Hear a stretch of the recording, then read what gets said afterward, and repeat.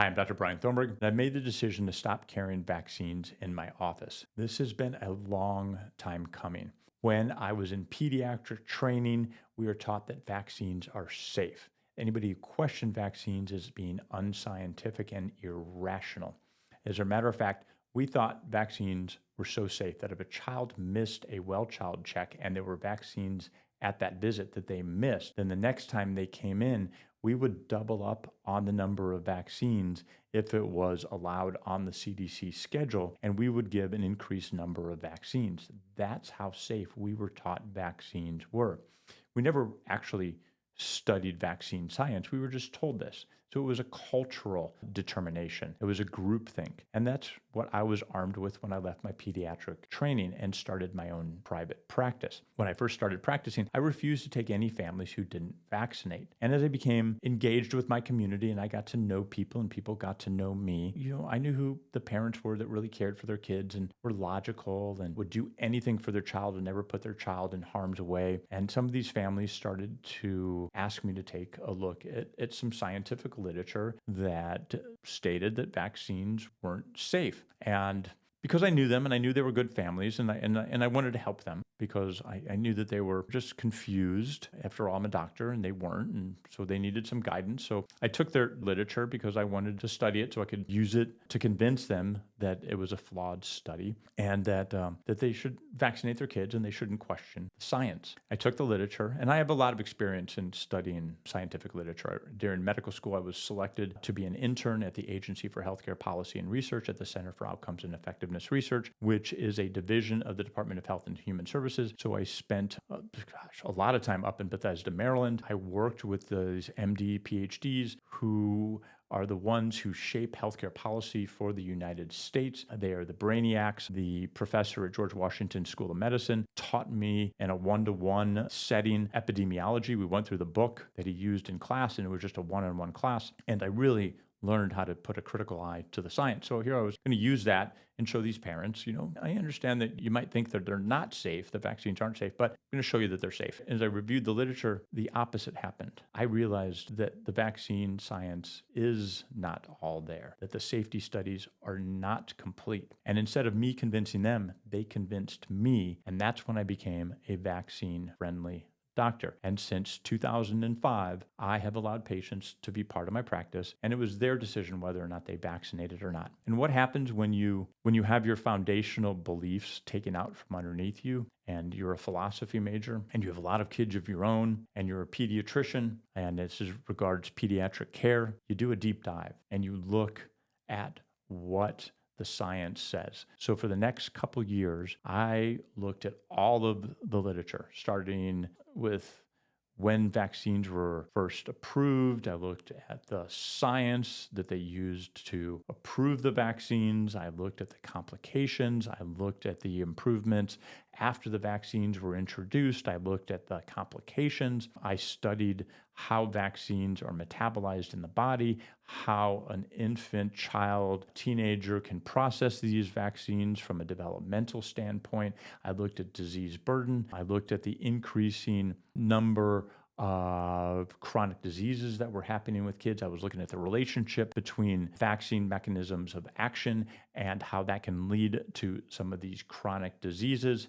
And I developed a 4-hour vaccine lecture, which I've been giving fairly regularly since 2007 or 2008. Unknown to me, during one of those first few years I was giving my lecture, and obviously cutting against the grain across the country because very few pediatricians were taking the stance that I was. I was very much of a loner. And the individual with our county health department that's in charge of vaccine and making sure that the population is vaccinated came to one of my lectures. I didn't know that she was there. Gave my whole lecture. I wouldn't have changed the content of my lecture if I had known she was there, but I didn't know she was there. And later I got feedback of her interpretation of my presentation. And the feedback was that the lecture was very scientific. She didn't question any of the research I presented. She did not question the lack of science that I will highlight the lack of science in a moment, but the lack of science that I highlighted in my lecture. And simply, she said, I just don't agree with his conclusions that vaccines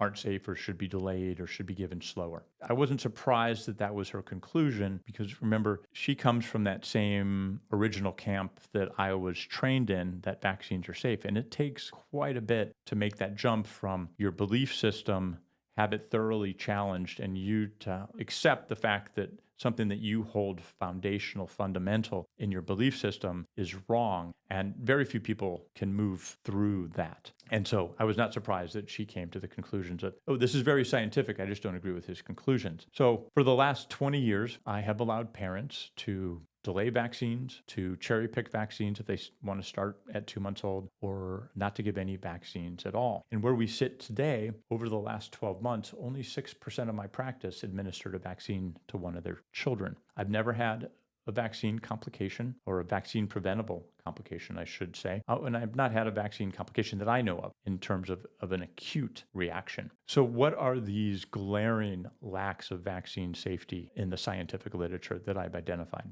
First is no vaccine has ever been tested against an inert placebo, such as a saline or a sugar pill or something that wouldn't mitigate, hinder, limit somebody's ability to see if there was a negative effect from the new medicine that was being screened. So every vaccine has been compared against not an inert placebo, but instead has been compared against some type of toxin or another vaccine. So the foundational basis to say that a new vaccine is safe is only as safe as it is compared to the toxin that it was compared against. Every vaccine needs to be studied individually against an inert placebo like saline. Second, when the argument is made that a patient population, that we should do a prospective randomized controlled study using an unvaccinated population against a vaccinated population, the argument has always been, well, that's unethical because vaccines are so safe. So there's an injection, pun intended, of a belief system of what is safe and what is not safe. But there's still no science to say it. There's just a belief system. So it becomes unethical by opinion only. However, there is an unvaccinated population that's readily available, and that is the Amish population and other very conservative cultural or religious groups who choose not to vaccinate. These groups could be used because it's not unethical for them, so there wouldn't be a boundary or a problem with the IRB or the group that decides if a study can go forward because it's ethical and moral, because we already have a population who chooses for religious reasons not to vaccinate. We could do that, but still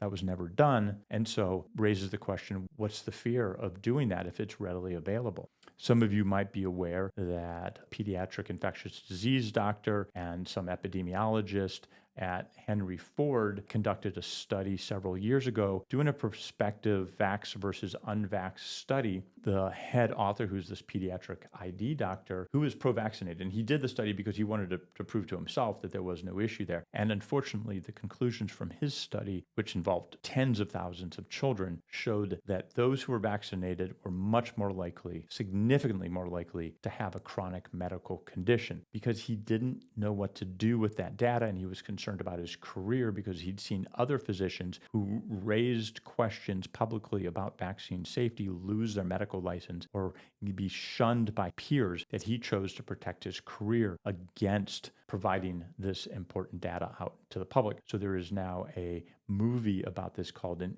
Inconvenient Truth or An Inconvenient Study. I recommend that you watch that. Very heavily suggested that there is a difference in health between vaccinated and unvaccinated. Next concern. When we administer medicine, we have to look at what a combination of medicines can do at the 2, 4, 6, 9, 12, 15, 18, 4-year-old time points when we give vaccines. They're all combination vaccines. There's multiple vaccines given. 7 vaccines at 2 months, 7 vaccines at 4 months, 6 or 7 vaccines at 6 months. And we have never studied what giving multiple vaccines at a single time does. So we don't know if there's some type of negative synergistic effect, some kind of compounding effect. We haven't studied that, and that needs to be studied. Next, we have not studied the longer term effects. Vaccines are only studied for complications for a short time period after they are administered. So we don't know the long-term consequences. And this is important for a couple different reasons. Most of these vaccines are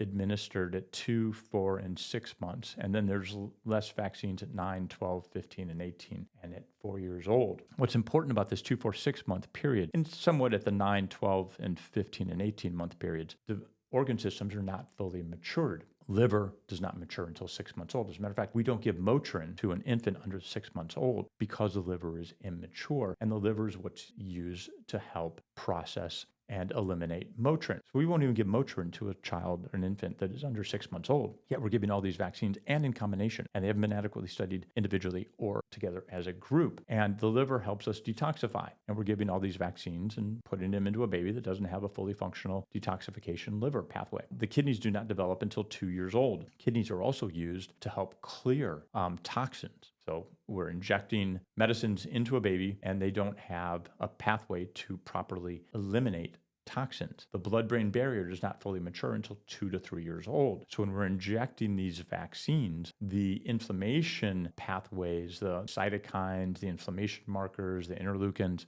they can all pass into the brain, and the brain doesn't have a way to protect itself. A lot of the detoxification pathways in the brain are also not fully matured. Plus, there's an open door right into the brain, and that should be protected as it is for children that are older than 2 to 3 years old. We haven't studied that.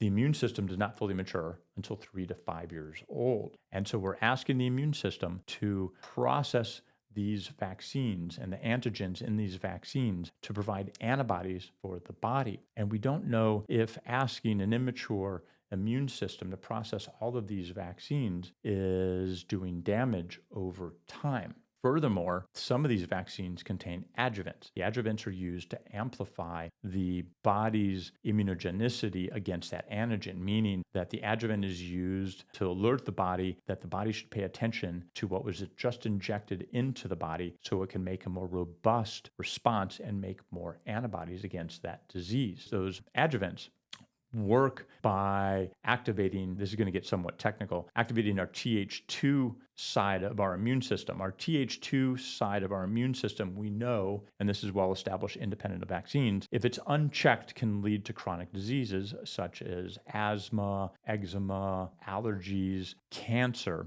We are administering substances into an infant who has an immature immune system with an adjuvant that activates the Th2 side. And in the immune system, the Th2 side is supposed to be in balance with the Th1 side, but the Th1 side hasn't reached its maturity level to counterbalance the Th2 side until 3 to 5 years old. So we are over promulgating this Th2 side that leads to these chronic medical conditions. And what have we seen as more and more vaccines have been added to the vaccine schedule? We have seen an increase in allergies, asthma, eczema, and pediatric cancer. Is there a direct relationship? We don't know because we haven't studied that. Now add on the fact that every single vaccine insert contains a statement. Section 13.1, if you open up any vaccine insert, section 13.1 states that this product has not been tested for carcinogenic, mutagenic, or impairment of fertility. As I just mentioned, overactive Th2 can lead to cancer, but yet they're not studying the vaccine to see if it can cause cancer. They're not studying the vaccine to see if it can alter our DNA. They're not studying the vaccine to see if it can alter a child's eventual ability to have a baby. And all of these are important processes that could be affected by the ingredients inside of a vaccine, but we haven't studied the long-term effects of the vaccines. As a matter of fact, we're overtly stating that we're not going to study those long-term effects, yet there's a connection between some of those vaccines with the adjuvants and cancer and chronic disease. Now, let's backdrop all of that against the fact that chronic medical conditions in children have significantly increased over the last 35 to 40 years. This overlays with the exact time period of more and more vaccines being added to the childhood immunization schedule. Am I stating that this is a result of the addition of vaccines? No, because there are other confounders that need to also be studied, which have not been studied, have not been asked to be studied by the American Academy of Pediatrics, which has not been asked to be studied by the CDC up until recently with under RFK. So there's lots of unanswered questions. Chronic disease in 1992 in the pediatric population stood at about 12% of the population. Today, the chance of any child developing a chronic disease is 40 to 50%. That's absolutely insane. And over the last 35 years, the hard questions haven't been answered by the AAP, by the CDC, and that really leaves you scratching your head if you believe in conspiracy theories, or even more practically, if you believe that financial contributions can influence policy decisions within an organization, which I believe is wholly true, then you can see why some of these questions haven't been asked. What does this mean if your child currently today sits with a 40 to 50% chance of a chronic disease? Well, if I take a quarter and I flip it, 50% head, 50% tails. And that's essentially where pediatric care and chronic disease sits at today. Your child chance of chronic disease is a coin flip. That means we really have not studied pediatric health, pediatric wellness, what contributes to health and wellness. Instead, we're kind of focused on this: vaccines are good and don't question it. But as I just pointed out, for multiple reasons, we don't know that vaccines are good and they need to be studied. There's so many glaring missing connection points in vaccines and health and safety that need to be answered. So as I tell my parents, if your endpoint is just to protect your child against a vaccine preventable disease, and you don't get to have all your endpoints, you got to pick one because they have to be prioritized. They have to be given a value, and then you have to decide which value is most important. And if you decide that your child having antibodies against these diseases that we have vaccines against is most important and more important than the unknowns of how vaccines affect mutagenesis, carcinogenesis, impairment of fertility, what administering a vaccine does short-term, long-term, because it hasn't been studied against a placebo and hasn't been studied long-term. If you believe that your child having adequate antibodies levels is more important than understanding what giving multiple vaccines at a single time does